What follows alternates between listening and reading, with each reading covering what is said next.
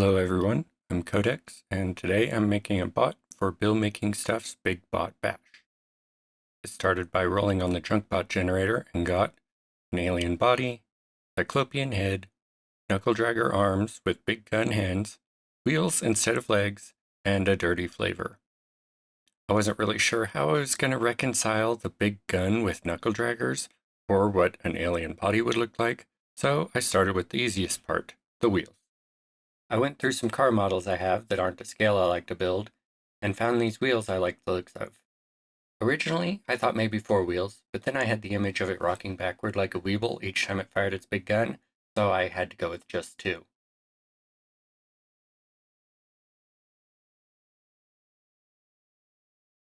These are a bit thick though, so I decided to cut them down a bit. I took a knife and rolled it along the cut point, and finished with my hobby blade where needed.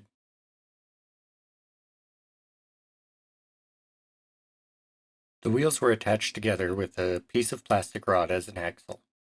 Then I added a pair of shocks from the same car model.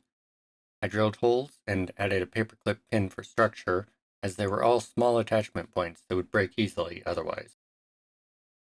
I'm a network technician, so I have a lot of these plugs from fiber optic cables. I used one as a sort of spine to attach the shocks to the body, and everything lined up satisfyingly perfectly.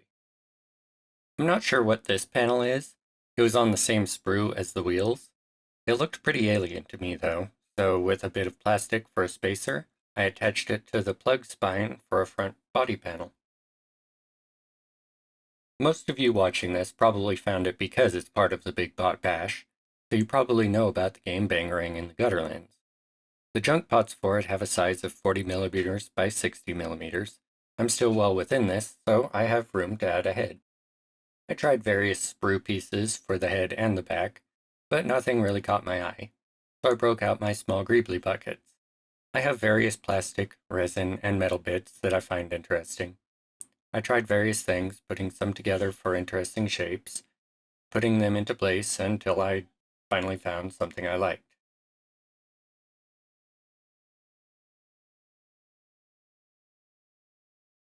I think this round piece is from a bottle of nasal spray.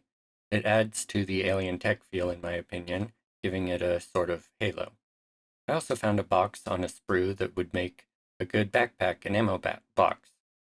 The clip fit over it perfectly, so I glued them together and to the back of the bot.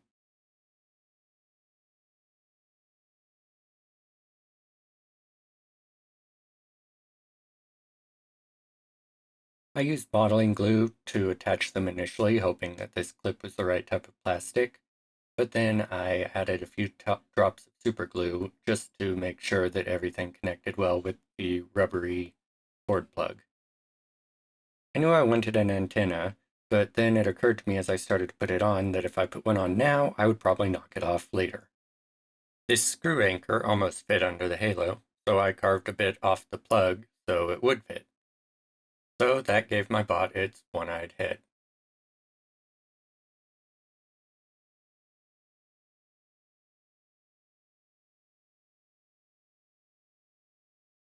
Still putting off the arms, it was time for the big gun.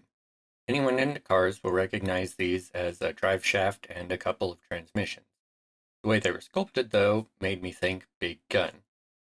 I snipped the back off of one, pinned them with a paper clip in the already present holes, and stuck the two transmissions together.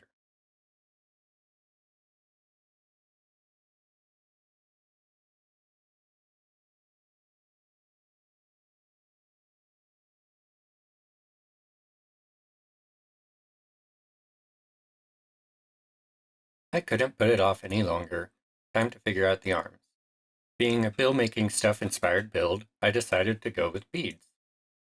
So I took a pair of fiber cable plugs and poked holes in them for a paperclip. I glued them into gaps on either side of the bot's body and slid the paperclip armature into the drilled holes. While doing this, I got a lot of CA glue on my hands. Luckily, nail polish remover will clean that right up. Time to break out the beads. Okay, these are way too big. Let's see what else we have. Much better. A couple of these for the shoulders.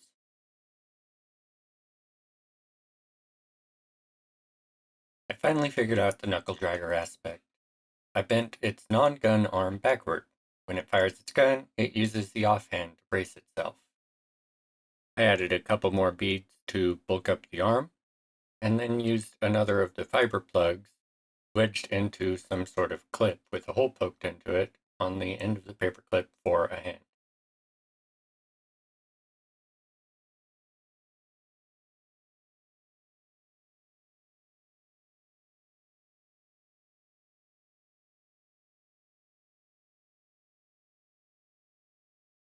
For the gun arm, I used the gear-like beads for that shoulder as well, but then drilled a hole in the big gun to attach it directly to the shoulder. Then I realized the big gun made the bot way bigger than the 60 by 40 millimeters, but I refused to give up big gun for gameplay. So sue me.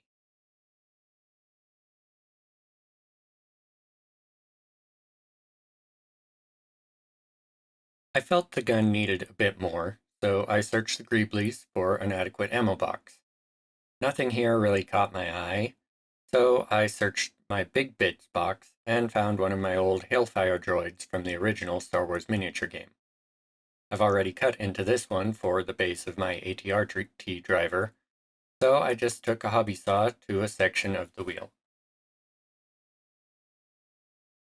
Speaking of Greeblies, it was time to add them to the bot. A belt and pulley for the arm was added, as well as a piston under its arm. I added a brake rotor to its elbow for a bit of visual interest. The big gun looked a bit bare, but a small switch, broken resistor, and some other little bit helped with that a lot.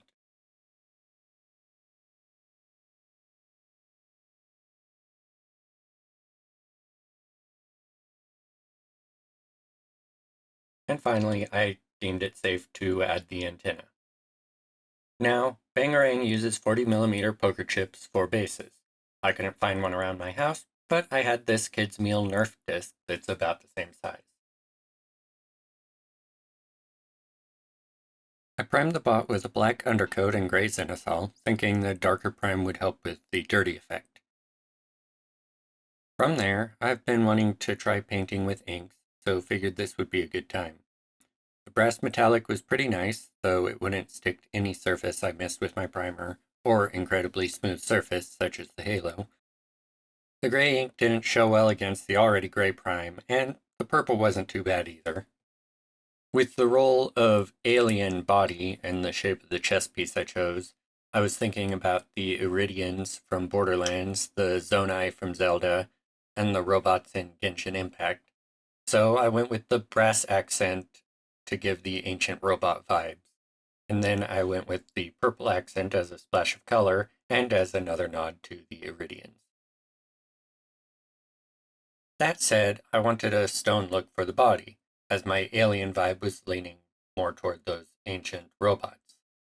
I should have done this first before painting the accent colors, but I took a sponge and stippled light gray over the entire robot.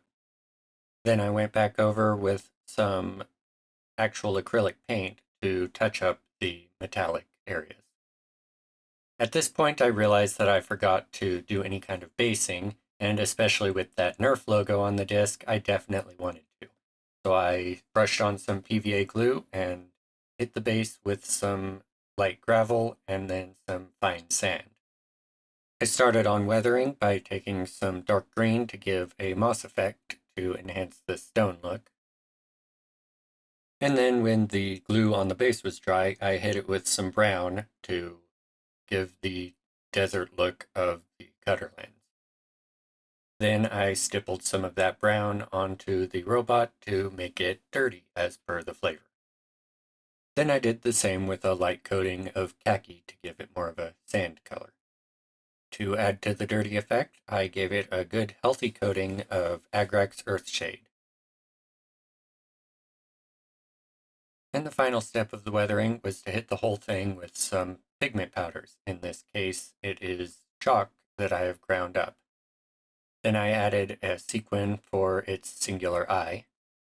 And then after all the weathering, I wasn't real happy with how dark the purple accents were, so I added some cyan to the purple and gave it a once over again.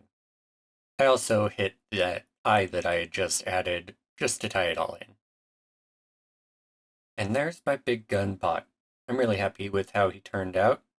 The gun is a little big, but I mean, it was right there in the prompt. So thank you for watching, and I hope you enjoyed. Remember to like, subscribe, share, all that usual YouTube stuff, and I will see you next week for a brand new video.